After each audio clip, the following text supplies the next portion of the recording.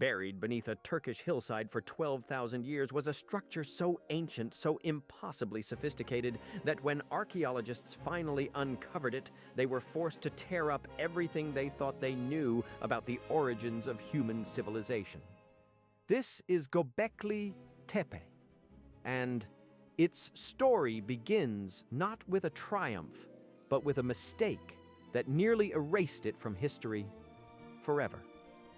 In 1963, a joint survey team from the University of Chicago and Istanbul University visited this unremarkable hill called Gobekli Tepe, which translates simply as Potbelly Hill. They noted the presence of broken limestone slabs and, assuming they were nothing more than the remnants of a medieval cemetery, moved on. Decades would pass before anyone looked again. It was not until 1994 that a German archaeologist named Klaus Schmidt arrived at the hill with fresh eyes and a persistent curiosity. He had been searching the region for prehistoric sites, and something about Gobekli Tepe nagged at him. When he knelt down and brushed the soil away from one of the flat stones, what he found beneath stopped him cold.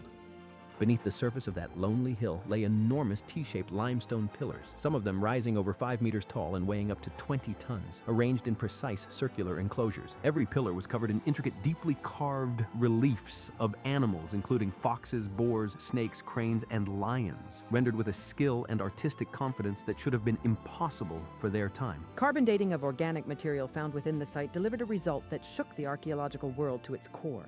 Gobekli Tepe was built approximately 11,600 years ago, placing its construction squarely in the period known as the Pre-Pottery Neolithic, an era when, according to every existing textbook, human beings were still wandering nomadic hunter-gatherers with no organized society, no agriculture, and no capacity for monumental construction.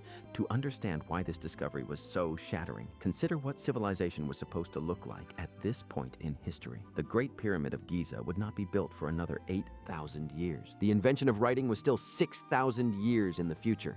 Stonehenge, long considered one of humanity's earliest great engineering feats, was a full 6,000 years younger than Gobekli Tepe. This was a monument built before humanity was supposed to know how to build monuments.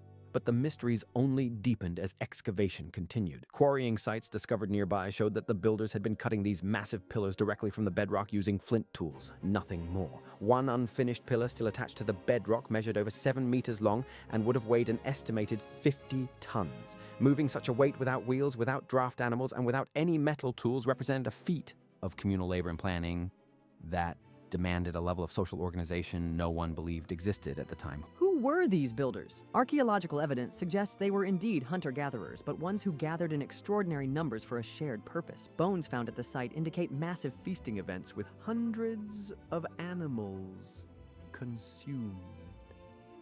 There is no evidence of permanent habitation at Gobekli Tepe itself, meaning people were traveling here specifically and intentionally, drawn from across the wider region to participate in something communal and sacred.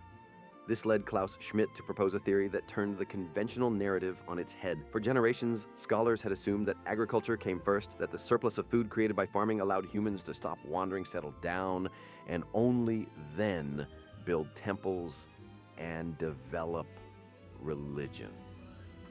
Schmidt argued that Gobekli Tepe proved the opposite. Religion and the drive to build sacred spaces came first, and it was the demand for feeding the massive workforce at this holy site that forced the invention of agriculture. Adding another layer of intrigue is the question of why Gobekli Tepe was deliberately buried. Around 10,000 years ago, the builders intentionally filled the entire site with tons of rubble and debris, entombing it completely. This was no collapse or natural burial. It was a conscious act of preservation or perhaps concealment, and because of it, the site was sealed in near-perfect condition for 12 millennia, waiting to be found. Today, only a fraction of Gobekli Tepe has been excavated. Ground-penetrating radar surveys have revealed that the site contains at least 16 additional enclosures still buried and untouched, potentially holding answers to questions we have not even thought to ask yet. Klaus Schmidt devoted the rest of his life to this work, dying in 2014, still marveling at a site that he knew would outlast every theory anyone had ever proposed about it. Gobekli Tepe does not just challenge our timeline. It challenges our most fundamental assumption about human nature. The idea that sophistication, spirituality, and the urge to create something permanent and meaningful are byproducts of civilization. What if they were the cause? What if the deepest human impulse is not survival, but the need to gather, to believe, and to build something that reaches toward the sky?